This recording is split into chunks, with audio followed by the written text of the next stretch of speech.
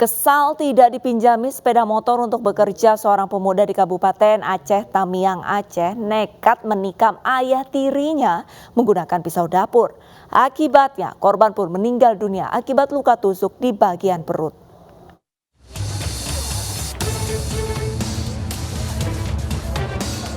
Sebuah rumah di wilayah Aceh Tamiang, Aceh ini mendadak ramai didatangi warga yang ingin bertakziah. Pasalnya rumah ini jadi saksi bisu di mana Anwar Sadat meregang nyawa di tangan anak tirinya R 23 tahun menggunakan senjata tajam. Peristiwa pembunuhan terjadi saat pelaku yang terlelap tidur membangunkan korban untuk berangkat bekerja. Pelaku pun meminjam motor korban, namun korban tidak memberikannya hingga berujung cekcok. Tak kuat menahan emosi, pelaku mengambil pisau dan menikam korban tepat di bagian perut sebanyak 3 kali. Korban tersungkur bersimbah darah di teras rumahnya. Jadi suruh bangun dia untuk kerja. Dia minta kereta, ayahnya nggak ngasih. Jadi kalau nggak pakai kereta, kayak mana aku kerja? Karena mulut sama ayahnya.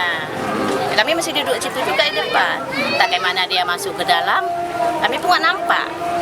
Masuk ke dalam, langsung ngituin ayahnya. Berarti kami bela pun kayak mana, saya perempuan. Tahulah perempuan kayak mana kuatnya, kan nggak berapa kuat pisau. Tetap kami tarik, nggak bisa juga. Orang tetangga-tetangga yang ada yang bantu. Kayak mana kami menjerit-jerit udah jatuh pun orang ada yang bantu. Keluarga dibantu warga mengantarkan jenazah korban ke tempat peristirahatnya yang terakhir di desa setempat. Tinggal seorang diri di sebuah rumah di kawasan Cileunyi, Kabupaten Bandung, Jawa Barat, seorang nenek tewas dibunuh. Pelakunya merupakan seorang pemuda yang emosi setelah tidak dipinjami uang oleh korban sebesar 2 juta rupiah.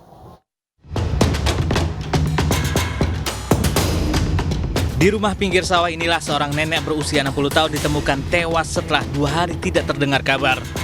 Korban tinggal seorang diri di komplek perumahan Raja Sanagara, Cileunyi, Kabupaten Bandung, Jawa Barat. Pelakunya merupakan rekan bisnis korban, DS, pria 34 tahun yang ditangkap di sebuah hutan kawasan Banjar. Pembunuhan dilakukan karena korban tidak meminjami pelaku uang 2 juta rupiah. Korban dianiaya dengan tangan kosong hingga tewas.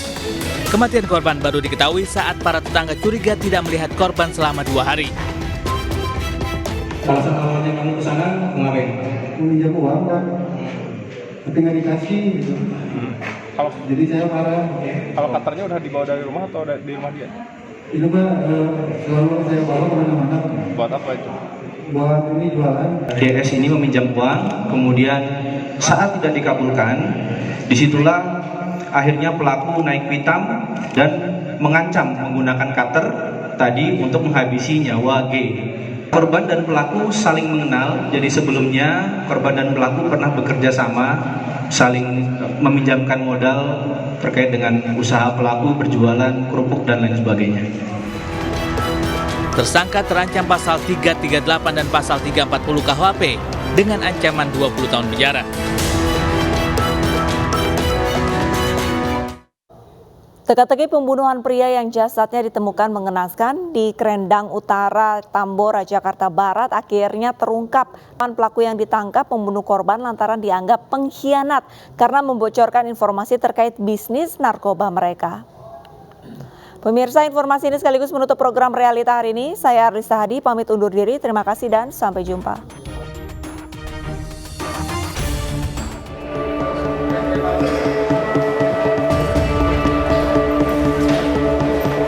Dari 8 pembunuh Suban Mundari, pria yang jasadnya ditemukan mengenaskan di gang sempit kawasan Krendang Utara, Tambora, Jakarta Barat tertangkap. Keempat pelaku ini ditangkap aparat Polres Jakarta Barat bersama Subdit Jatanras Polda Metro Jaya di tempat persembunyiannya di wilayah Jakarta dan Serang, Banten. Korban dan pelaku diketahui merupakan komplotan pengedar narkoba di wilayah Tambora. Para pelaku dendam lantaran korban dianggap berkhianat. Polisi juga menyita sejumlah barang bukti seperti senjata tajam yang digunakan para pelaku. 9 orang ini adalah satu kelompok, mereka itu adalah sindikat narkoba. Jadi kegiatannya adalah jual beli narkoba.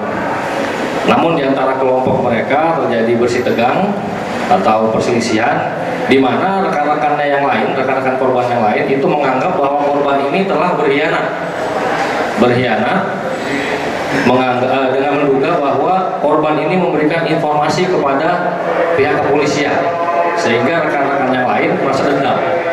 Kemudian mereka berencana untuk menghakimi korban, mengundang korban, kemudian mereka bersama-sama, salah satu dari mereka itu menusuk korban menggunakan senjata tajam. Polisi kini memburu 4 pelaku lainnya. Sementara itu keempat pelaku kini mendekam di sel tahanan Polres Jakarta Barat.